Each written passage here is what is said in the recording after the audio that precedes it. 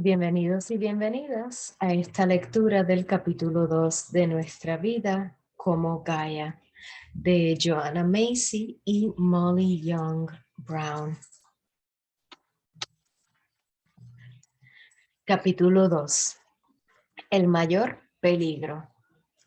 El entumecimiento del corazón y la mente. Es la destrucción del mundo en nuestras propias vidas lo que nos vuelve medio locos y más que medio. Destruir lo que se nos ha dado en confianza. ¿Cómo lo soportaremos? Wendell Berry. Nuestra esperanza es que si mantenemos andando toda la distracción, no tendremos que ver quiénes somos. No tendremos que sentir lo que sentimos. No tendremos que ver lo que vemos. Judy Leaf. El gran giro surge en respuesta de lo que conocemos y sentimos acerca de lo que le ocurre a nuestro mundo. Conlleva tanto la percepción del peligro como los medios para actuar. Como seres conscientes en un cuerpo, dotados de múltiples sentidos, estamos equipados para responder. Instantáneamente, saltamos del camino cuando un camión se aproxima. Corremos a apagar un incendio. Nos lanzamos a la piscina cuando se ahoga un niño. Esta habilidad de respuesta ha sido una característica esencial de la vida a lo largo de nuestra evolución. Nos permite adaptarnos a nuevos desafíos y generar nuevas capacidades. Le permite a grupos y sociedades sobrevivir mientras sus miembros tengan suficiente información y libertad para actuar. En términos sistémicos, la respuesta al peligro es una función de la retroalimentación o el circuito de información que conecta la percepción con la acción. Las respuestas apropiadas surgen de un bucle de retroalimentación desbloqueado. Sin embargo, ahora los peligros que enfrenta la vida en la Tierra son tan masivos e impredecibles que son difíciles de comprender. El mismo peligro que debería cautivar nuestra atención, invocar la sangre y el lazo que nos une en acción colectiva, suele tener el efecto contrario. Quieren hacernos cerrar las persianas y ocuparnos en otras cosas. Nuestro deseo de distracción mantiene industrias de miles de millones de dólares que nos dicen que todo estará bien mientras compremos este auto o este desodorante. Comemos carne de animales criados en fábricas y vegetales producidos por agronegocios, ignorando los pesticidas, hormonas y alteraciones genéticas que contienen. Compramos ropa sin darnos cuenta dónde está hecha, prefiriendo no pensar en las fábricas clandestinas de las que podrían haber venido.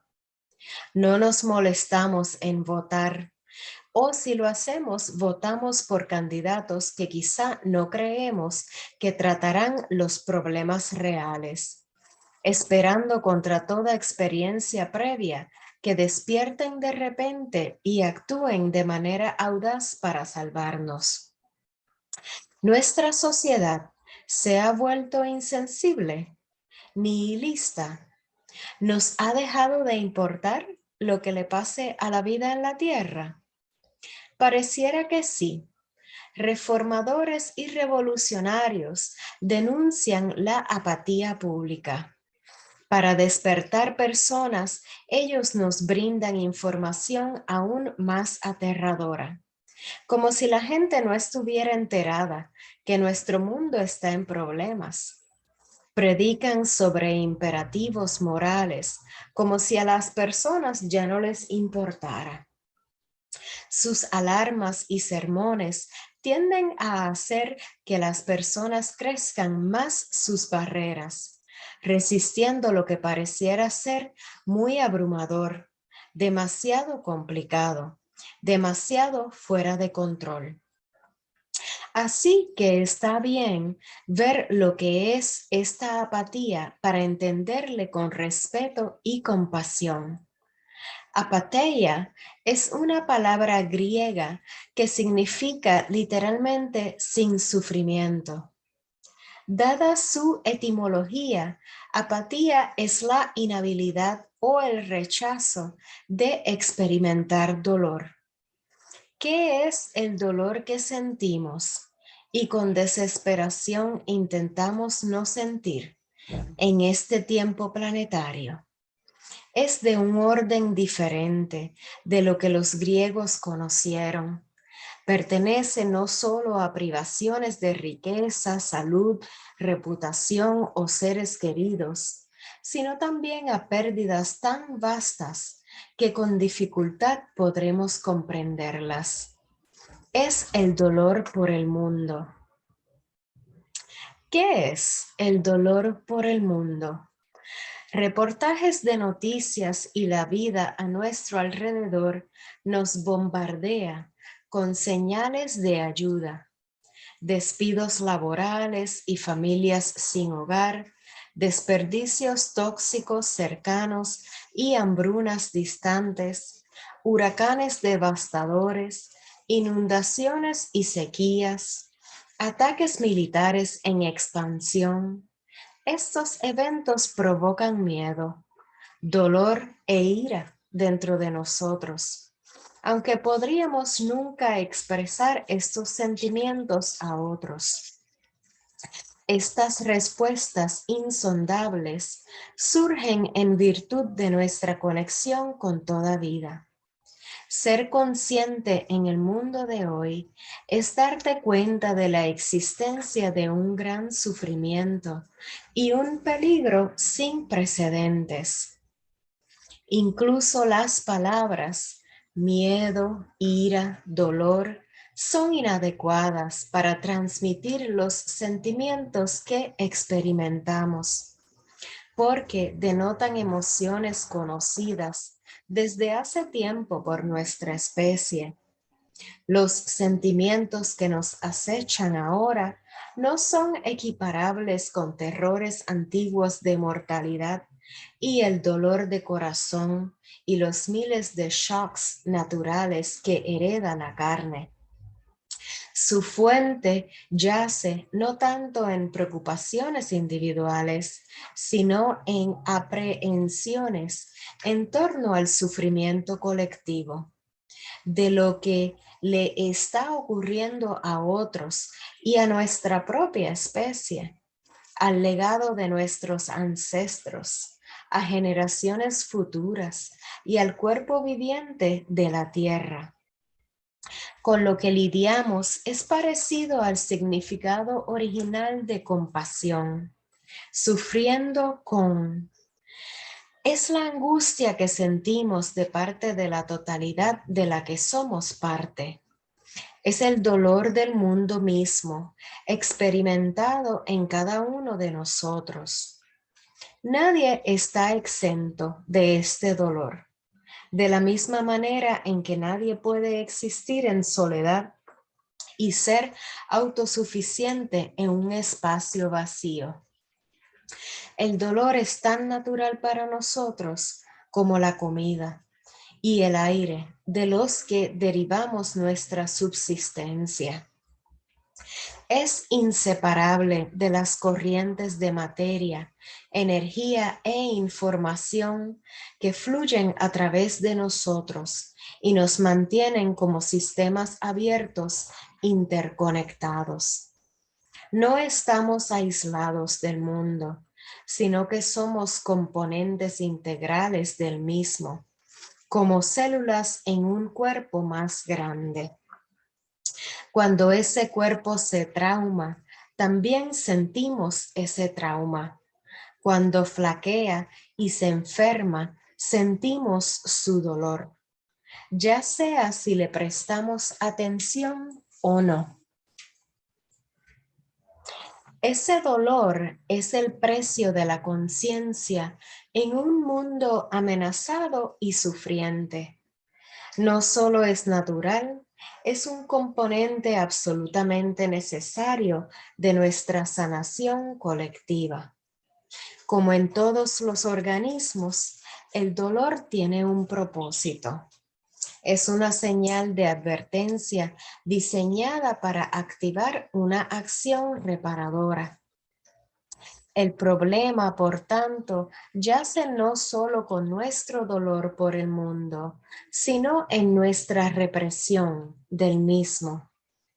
Nuestros esfuerzos por esquivar o evitar nos llevan a la inutilidad o, en términos de sistemas, a fragmentar el bucle de retroalimentación y bloquear la respuesta efectiva. Permitámonos explorar dos preguntas. Primero, ¿qué causa esta represión? Y luego, ¿cuál es el precio de esa represión en nosotros y el mundo?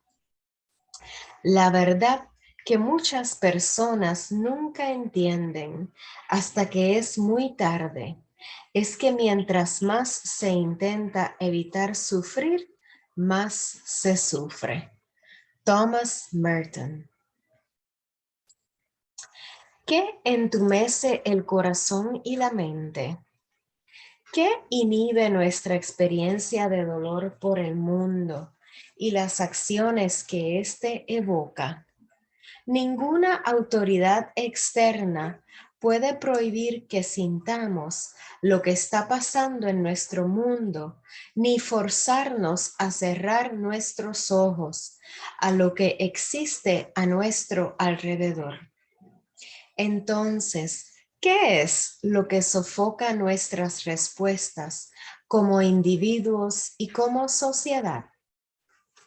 Temor al dolor. Nuestra cultura nos condiciona para ver el dolor como algo disfuncional. Hay pastillas para el dolor de cabeza, de espalda, la neuralgia y la tensión premenstrual. Pero no hay pastillas para el dolor por nuestro mundo. Ni siquiera un trago fuerte o una prescripción, una receta de Prozac pueden realmente ayudar. Permitirnos sufrir la angustia por el mundo no es solo doloroso, sino también aterrador. Imaginamos que amenaza nuestra habilidad de sobrellevar la vida diaria. Tememos que si nos permitimos experimentar por completo estos sentimientos, podríamos desmoronarnos, perder el control o hundirnos en ellos permanentemente. Temor a la desesperanza. Acceder a un amplio sentido y significado en nuestras vidas es tan necesario como el oxígeno.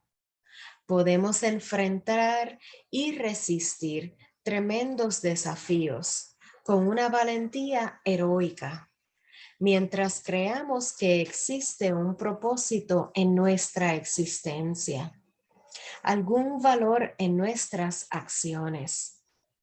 Pero si nos atrevemos a mirar los pronósticos, las crisis planetarias actuales presentan escenarios de pérdidas sin precedentes, como para colmar de absurdidad todo lo que creemos.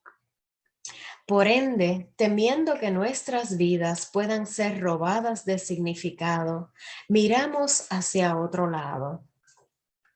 Cuando somos lo suficientemente valientes para estudiar los datos disponibles, resultan ser más alarmantes de lo que la mayoría de nosotros habíamos asumido. Muchos defensores ambientales y de la paz llevan una carga pesada de conocimiento. Está compuesta por sentimientos de frustración, mientras luchan una batalla cuesta arriba para alertar al público. Sin embargo, ven su propia frustración y desesperanza como contraproducente a sus esfuerzos. Se toman poco tiempo o ninguno para honrar sus sentimientos, mucho menos para guardar duelo. En su rol como movilizadores de la voluntad pública, podrían sentir que no pueden soltarse el cabello y exponer la extensión de su propia aflicción. La consecuente y continua represión de sentimiento cobra su precio energético, dejándolos vulnerables a la amargura, la depresión, el cansancio y a la enfermedad. Para las personas religiosas, la expectativa de perder la esperanza es particularmente desafiante. Dios no permitirá que esto suceda. Piensan muchos cuando se enfrentan a un porvenir de destrucción y grandes pérdidas. Incluso entretener tales posibilidades pareciera contradecir nuestra creencia en un amoroso y poderoso Dios y en la bondad misma de la creación. ¿Será que los sentimientos de desesperanza constituyen una señal de una fe inadecuada? Aunque las religiones principales nos invitan a abrirnos al sufrimiento que vemos a nuestro alrededor, tendemos a olvidar esos llamados, asumiendo, quizás de manera inconsciente, que nuestro Dios es muy frágil o muy limitado para abarcar ese dolor. Inseguros de si Dios nos encontrará en medio de semejante oscuridad, dudamos experimentarlo, a menos que nuestra fe sea destruida o sea revelada como algo inadecuado. Otras trampas espirituales. Hay aquellos de nosotros en un camino espiritual que consideramos que los sentimientos de dolor por el mundo son obstáculos a ser trascendidos. El dolor y el enojo causados por eventos sociales y las condiciones ecológicas actuales son vistos como apegos y juzgados como menos valiosos que una experiencia de tranquilidad. Asimismo, algunos buscadores espirituales ven lo personal y lo político de una manera secuencial, creyendo que deben alcanzar la iluminación o salvación antes de que sean capaces de servir al mundo. Encontraré la paz dentro de mí mismo. Luego veré lo que puedo hacer. Suponiendo que el mundo y el ser se encuentran en esencia separados, imaginan que pueden sanar a uno aislado del otro. También existe el temor de que la atención al sufrimiento del mundo solo lo empeorará. Esta noción es similar a una perspectiva filosófica llamada idealismo subjetivo, la cual considera que la conciencia es algo más real que el mundo material. Esto puede acarrear una creencia de que contemplar los problemas del mundo es una forma negativa de pensar. No obstante, el entendimiento en el cual se basa este libro es que somos inseparables del mundo y que el terror y la belleza de nuestra sociedad surge con nosotros. Estas no son meras proyecciones de nuestras mentes individuales, sino formas institucionalizadas de ignorancia colectiva, temor y avaricia. Temor a no encajar. Una confianza optimista en el futuro ha sido la imagen autoimpuesta de la identidad estadounidense, fuente de orgullo nacional. La persona exitosa, nos dicen las campañas y comerciales, tiene una actitud optimista de sí se puede y una inquebrantable fe en el progreso. En tal cultura, los sentimientos de angustia y desesperanza por nuestro mundo parecieran como un fracaso de carácter y capacidad. Las respuestas emocionales se toman como una señal de debilidad, mientras la inmutabilidad se ve genial. Nadie quiere ser visto como un profeta de la perdición o un teórico conspirativo, ni ser llamado blando o muy emotivo. Desconfianza de nuestra propia inteligencia. Muchos de nosotros mostramos renuencia a expresar nuestras inquietudes por temor a terminar en un debate que necesita hechos y cifras más allá de nuestra capacidad. La economía global nos motiva a confiar en supuestos expertos que nos dicen que no existe una relación entre las plantas de energía nuclear y el cáncer de mama, la aplicación de pesticidas y el asma o los tratados de comercio y la falta de empleo. Es fácil desconfiar de nuestro propio juicio e intuición, especialmente cuando otros a nuestro alrededor parecieran estar de acuerdo en cómo son las cosas. Esta timidez intelectual, tan útil para los que poseen poder, puede sobrepasar nuestras propias percepciones y juicios. Temor a la culpa. Pocos de nosotros en la sociedad de crecimiento industrial estamos exentos de la sospecha de que somos cómplices de amplios abusos. Es casi imposible en la economía global de hoy alimentarnos, vestirnos y transportarnos sin hacer algún daño involuntario al mundo natural y al bienestar de otras personas. Peter Marin escribió hace 40 años en un ensayo sobre el dolor moral.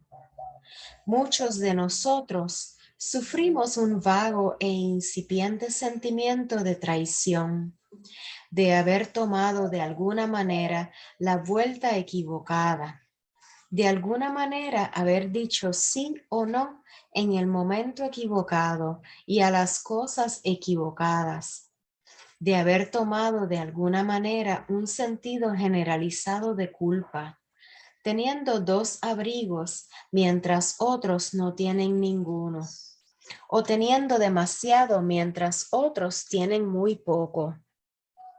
Y sin embargo, proseguir con nuestras vidas tal y como son.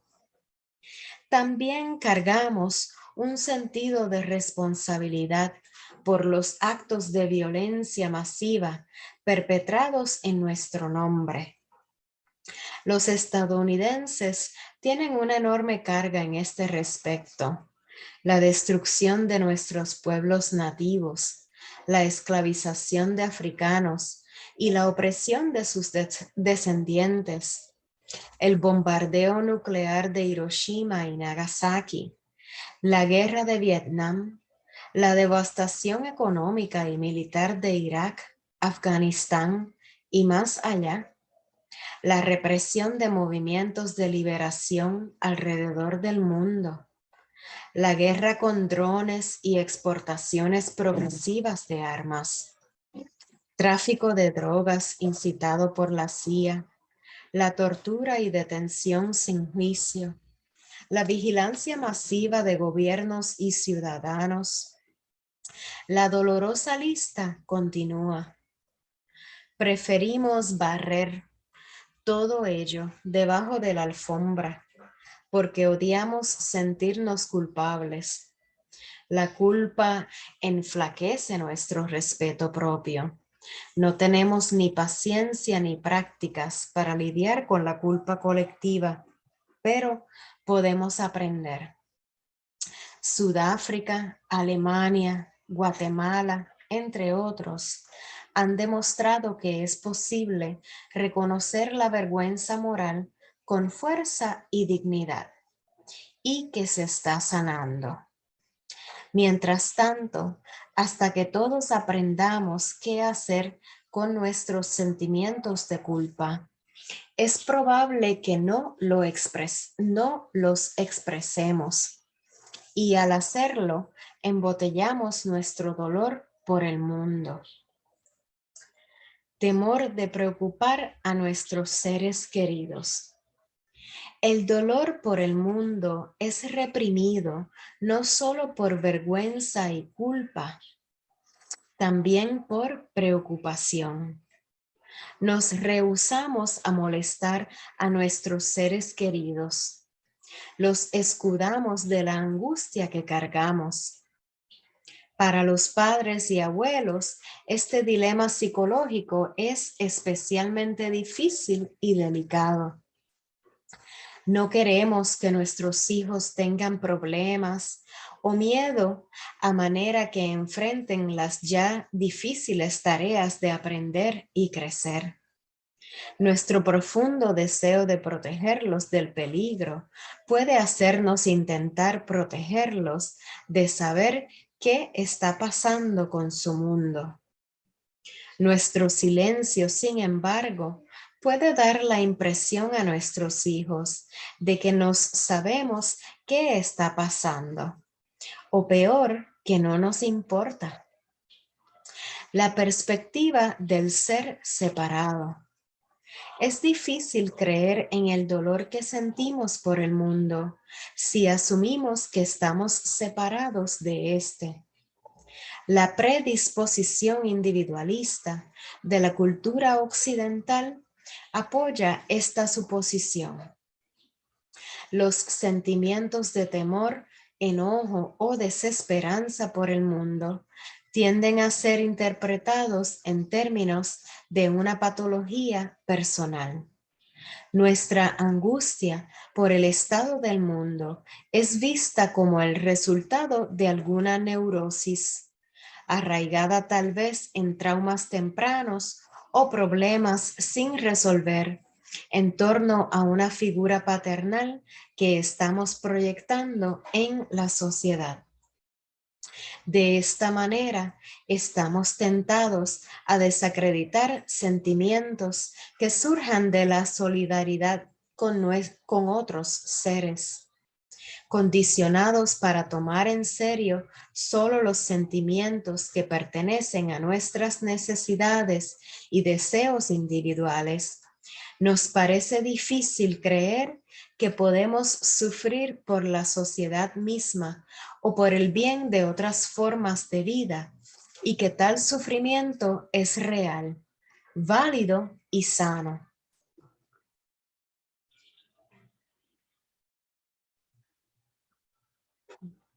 El mundo no es un problema a ser resuelto, es un ser viviente al que pertenecemos.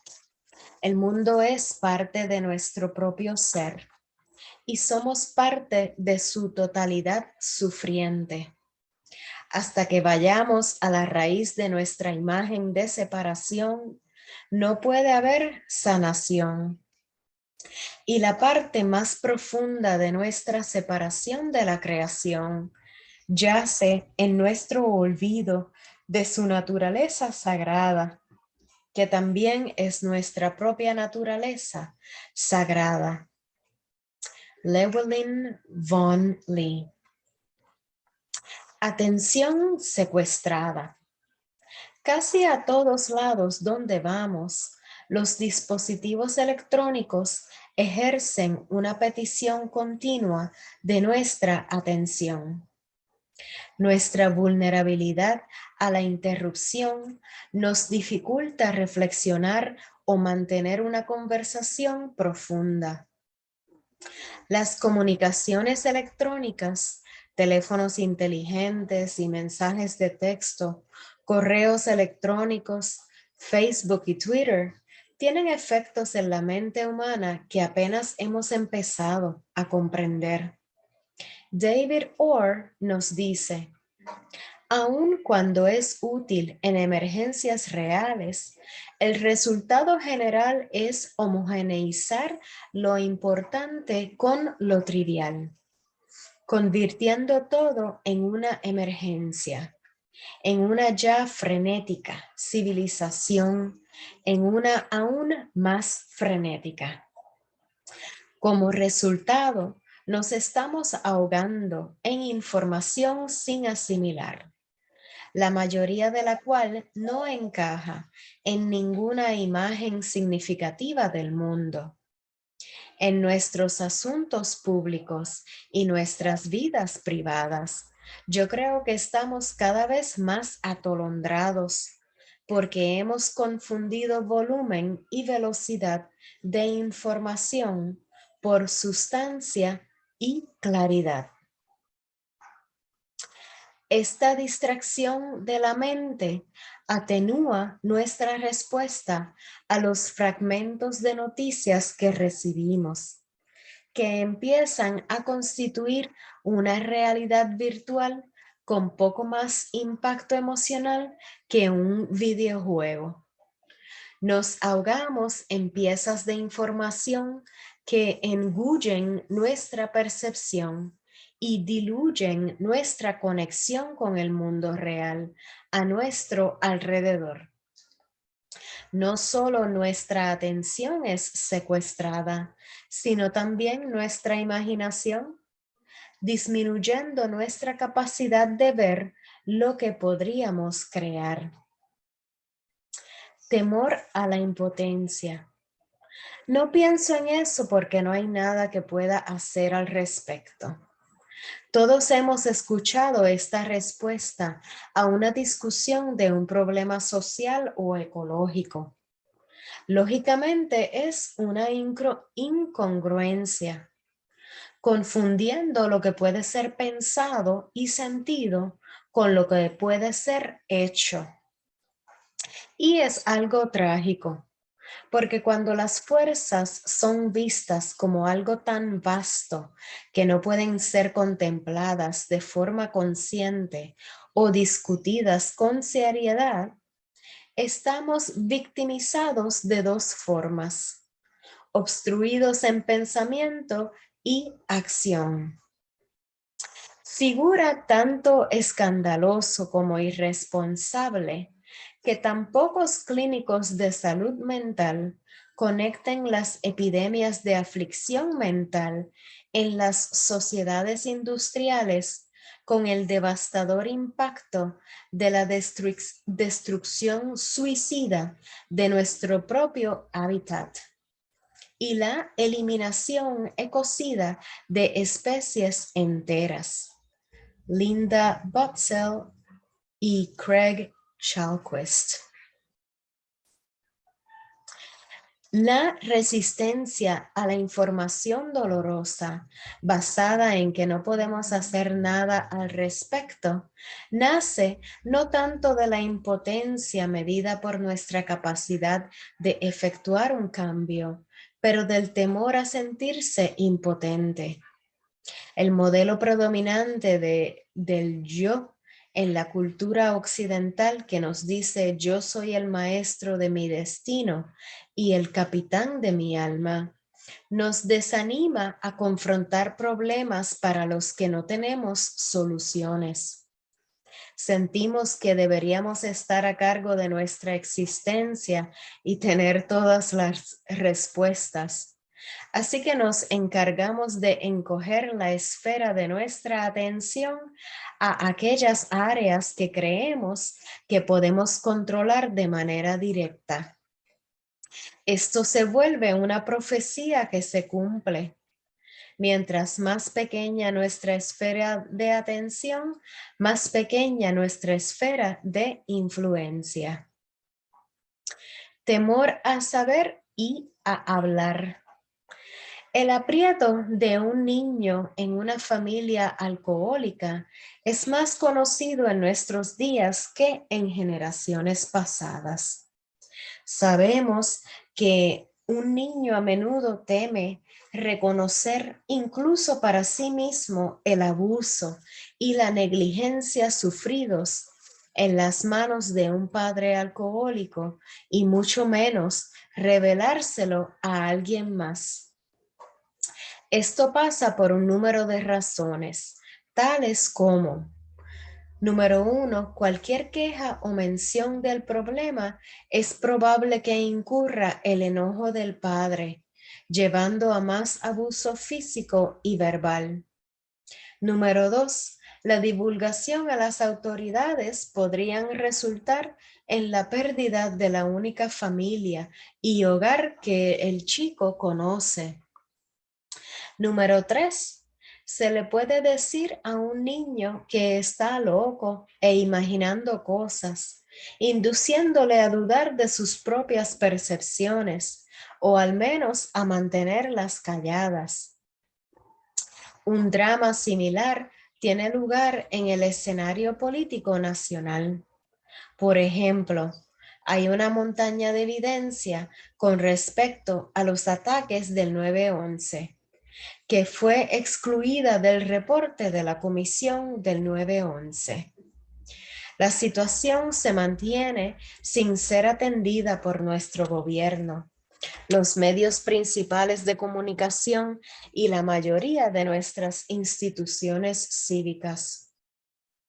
¿Por qué evitamos hacer preguntas y discutir la evidencia públicamente, incluso con nuestras propias familias y amigos?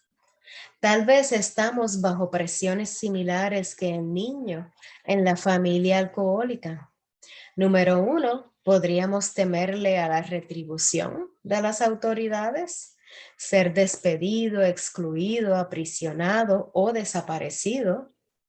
Número 2, como el niño que se engancha de un padre abusivo, podríamos aferrarnos a una imagen bondadosa de nuestros líderes, incluso en presencia de la incompetencia.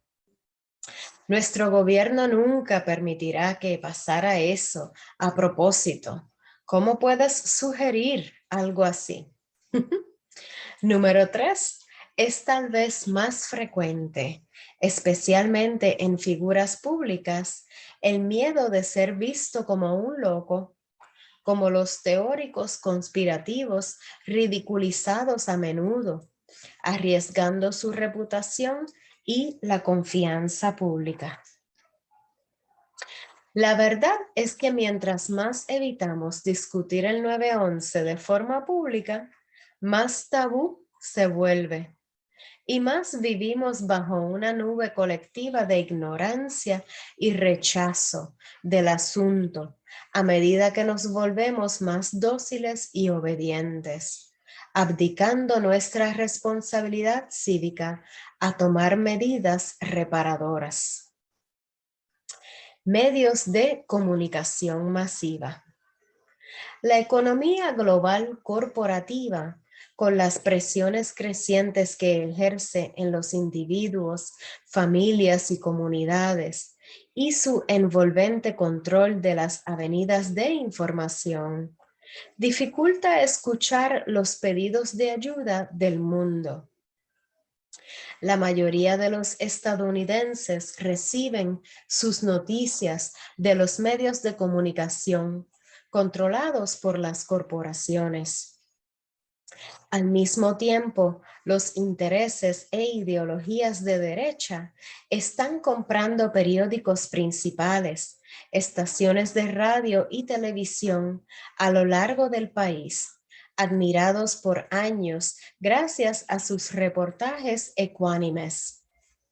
Ahora, muy a menudo se encuentra desinformación, engaño explícito y el fomento de miedos falsos en los medios en otrora confiables.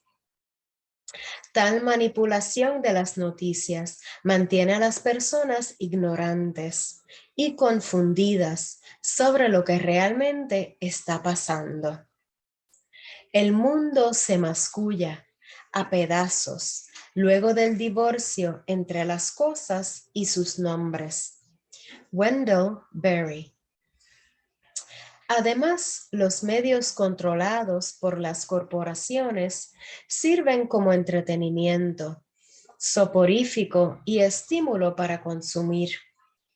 A medida que la economía se globaliza y las corporaciones hunden sus dientes en cada sociedad a la que pueden alcanzar a lo largo y ancho del mundo, la monocultura que imparten hila sueños de un estilo de vida inalcanzable e irresponsable.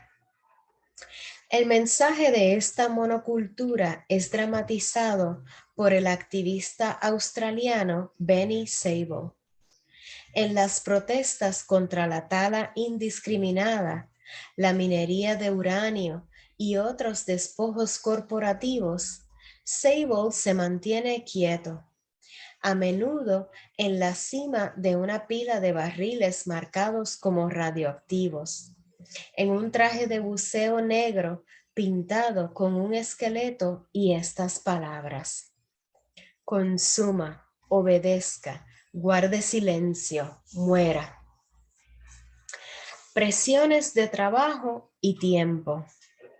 La crisis financiera global fuerza a las personas a una contienda por trabajos y a hacerles sentir inseguros en los trabajos que logran mantener.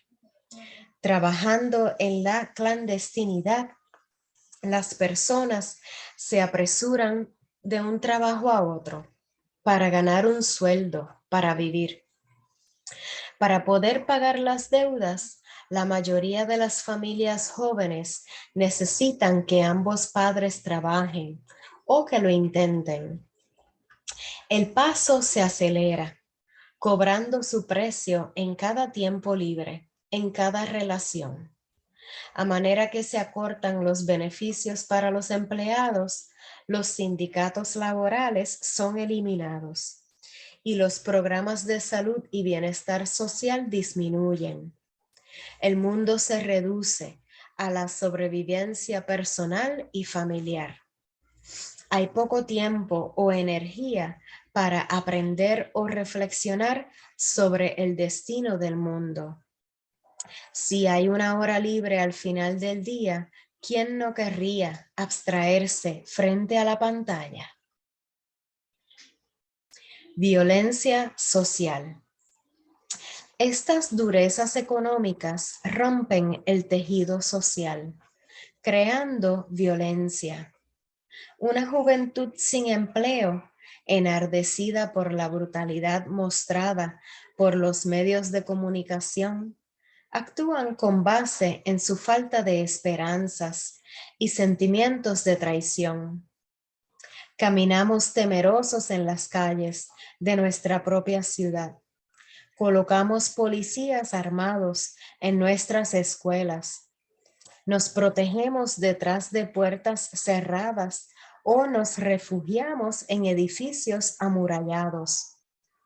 Los demagogos dirigen nuestras frustraciones en contra de otros grupos sociales, culpando a los más victimizados. Creamos chivos expiatorios gracias a los fracasos del capitalismo corporativo. Puedes mantenerte alejado del sufrimiento del mundo. Esto es algo que eres libre de hacer. Pero tal vez precisamente este alejamiento es el único sufrimiento que puedas ser capaz de evitar. Franz Kafka. La violencia de nuestra sociedad colorea nuestra vida común, ya sea que lastime físicamente a alguien o no. Encuentra su expresión en pensamientos y actos diarios, en abuso verbal y en el enfado del conductor, como también en la brutalidad policíaca en casa y la brutalidad militar en el extranjero.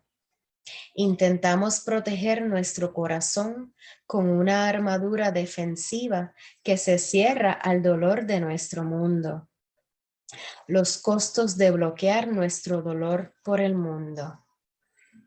Pudiéramos intentar protegernos de sentir dolor por el mundo, pero ese esfuerzo nos cuestiona muchísimo. Pagamos un alto precio en una disminución de conciencia, entendimiento y autenticidad. Funcionamiento cognitivo limitado. La represión tiene un alto costo en nuestra energía y adormece nuestras percepciones del mundo que nos rodea. No es una anestesia local. Si no sentimos dolor, tampoco sentiremos mucho más. Los amores y las pérdidas son menos intensos. El cielo menos vivo. Los placeres enmudecidos. Como un doctor que trabajaba con veteranos de Vietnam pudo observar, la mente paga por su entumecimiento al estado de nuestro mundo, al sacrificar su capacidad de alegría y flexibilidad. La represión de nuestra angustia por el mundo también afecta nuestra forma de pensar, debilita nuestro funcionamiento cognitivo. Nos apartamos de información que contradice nuestra evaluación preferida de la situación y que podría provocar sentimientos estresantes. Consecuentemente, hay una reducción en la disponibilidad de nuestra inteligencia natural. Acceso obstaculizado al inconsciente. Filtrar la verdad de nuestra situación es una forma de autoengaño. Esta censura subliminal impide acceso al vasto reino del inconsciente. Esa fuente de intuición, creatividad y los nutrimentos para la genialidad, la parte de nosotros que sabe que estamos sumergidos en la vida. Lo que prohibimos de la conciencia no desaparece. A nivel individual, almacenamos material reprimido en nuestros cuerpos, desde donde se puede manifestar como enfermedad. Y a nivel colectivo, como señaló Carl Jung, la aflicción que habríamos de desterrar se manifiesta en el escenario de la historia. Instinto limitado de autopreservación. El instinto de autopreservación, reconocido como el impulso más poderoso en el reino biológico, es esencial para la preservación de nuestra especie y la continuidad de la vida. En el antiguo sistema hindú de los chakras, este impulso es identificado con el chakra base o Muladhara. Representa y alimenta nuestra naturaleza instintiva, fuente de nuestro derecho sobre la vida misma. Tener miedo de mirar y responder a eso que amenaza toda vida constituye un bloqueo del chakra Muladhara, cortando la inteligencia y las energías primordiales esenciales para la sobrevivencia. Este chakra no solo representa una última línea de defensa en la protección de la vida, también alimenta las corrientes eróticas de nuestros días y años. Abrir el chakra base y por tanto nuestra plena voluntad para vivir significa abrirnos a las lágrimas reprimidas y enojo de nuestro dolor por el mundo. Empobrecimiento de Eros. Separarse de este chakra principal nos roba de nuestro derecho a las conexiones profundas y extáticas dentro de la trama de la vida. Sin Eros, nuestras vidas se vuelven disecadas y robóticas, incluso al crear robots que nos atienden. Esta pérdida de Eros nos ha llevado al desarrollo de la pornografía, donde intentamos de forma patética revitalizar nuestras naturalezas sexuales de maneras artificiales y triviales. La frustración de una necesidad tan básica puede también llevarnos a la violencia.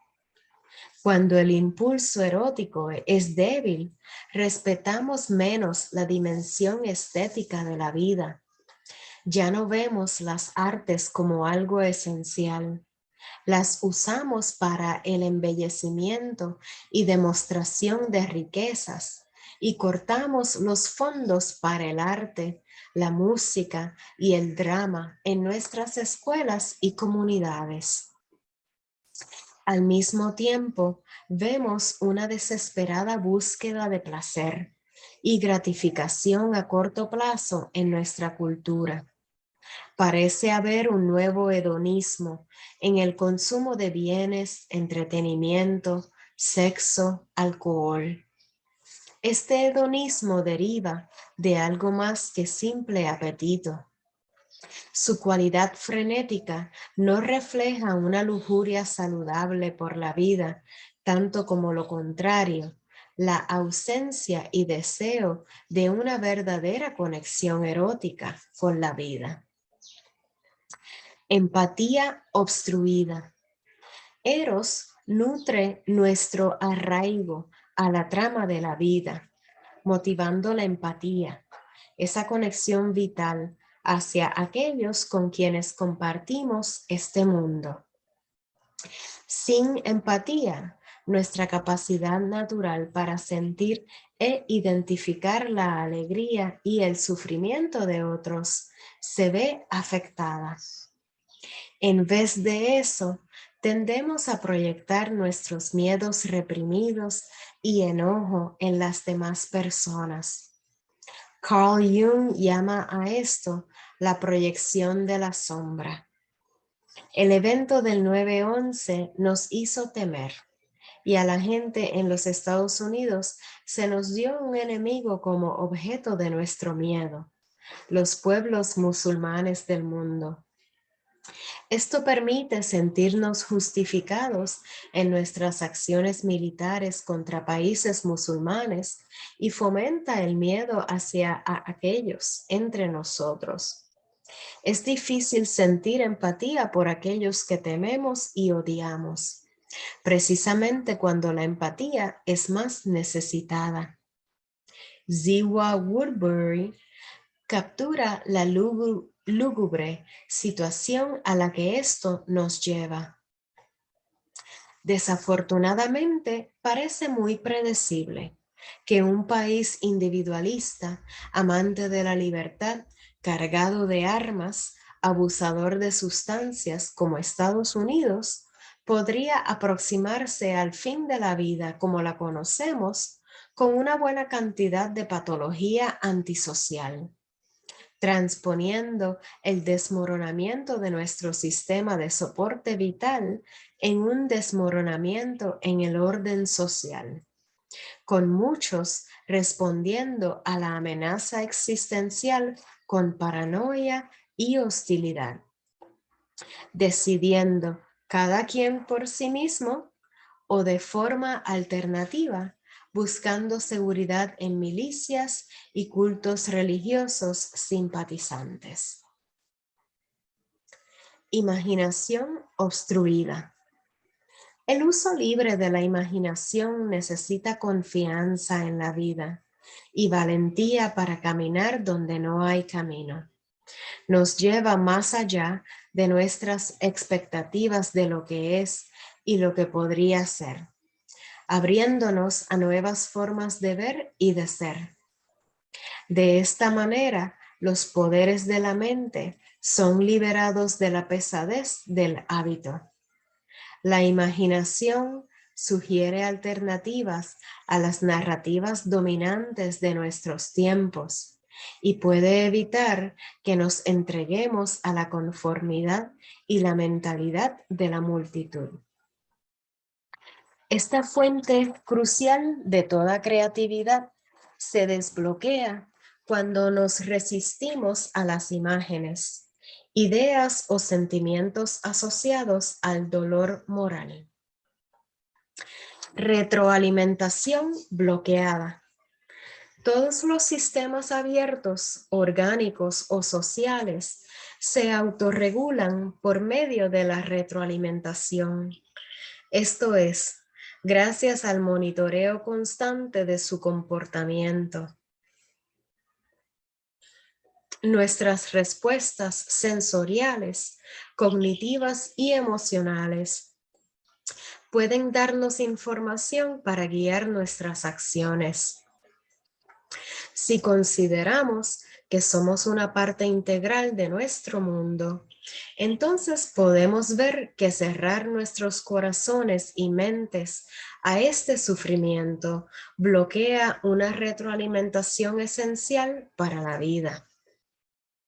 Silenciar nuestras respuestas más profundas a la condición de nuestro mundo no solo fomenta un sentido de inutilidad, sino que también nos aprisiona en tal sentimiento.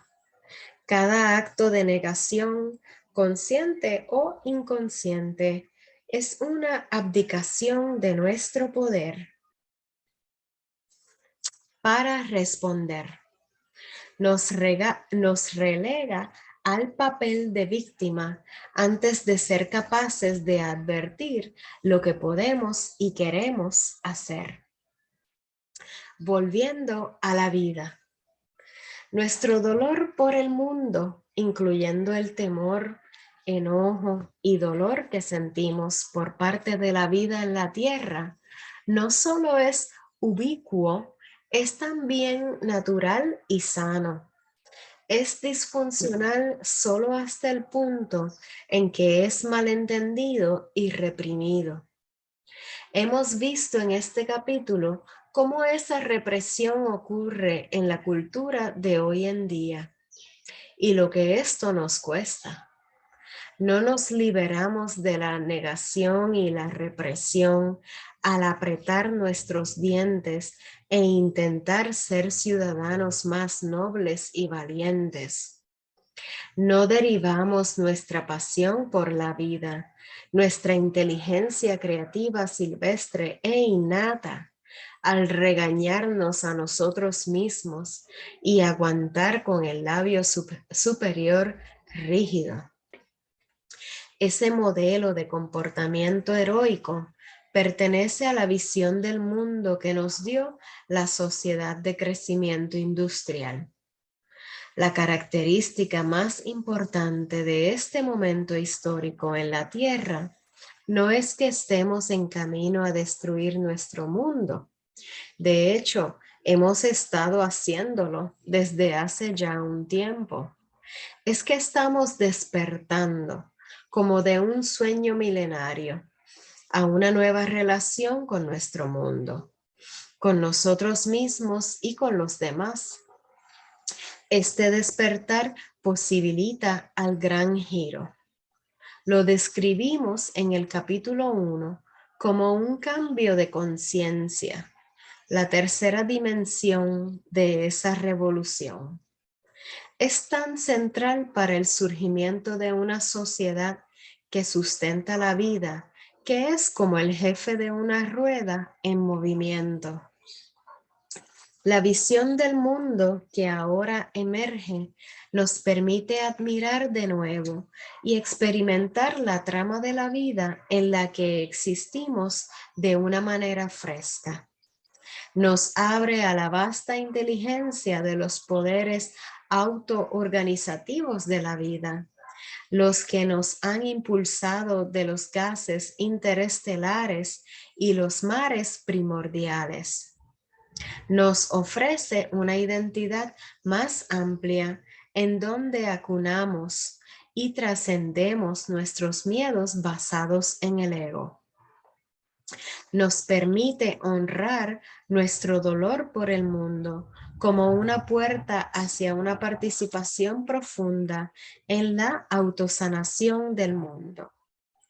El trabajo grupal de las últimas 4 décadas, el cual describe este libro, está basado en esta visión del mundo.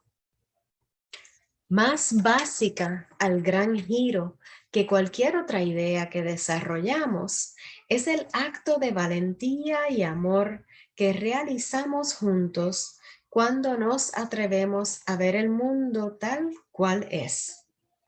Y viajaría contigo a los lugares de nuestra pena, las colinas despojadas de árboles, las hierbas de pantano, empapadas en aceite, inmersas en agua residual, la costa ennegrecida, el agua envenenada por químicos.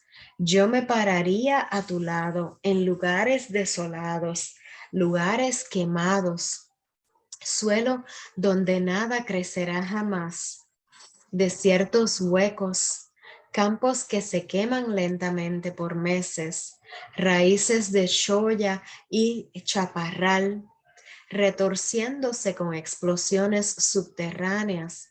Yo pondría mi mano allí con la tuya.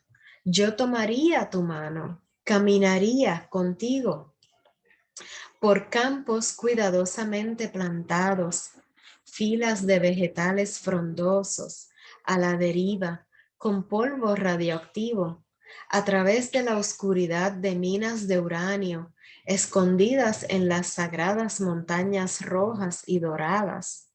Yo escucharía contigo en corredores ventosos de hospitales, mientras el minero gritaba en el primer idioma del dolor, mientras gritaba los nombres olvidados de su madre.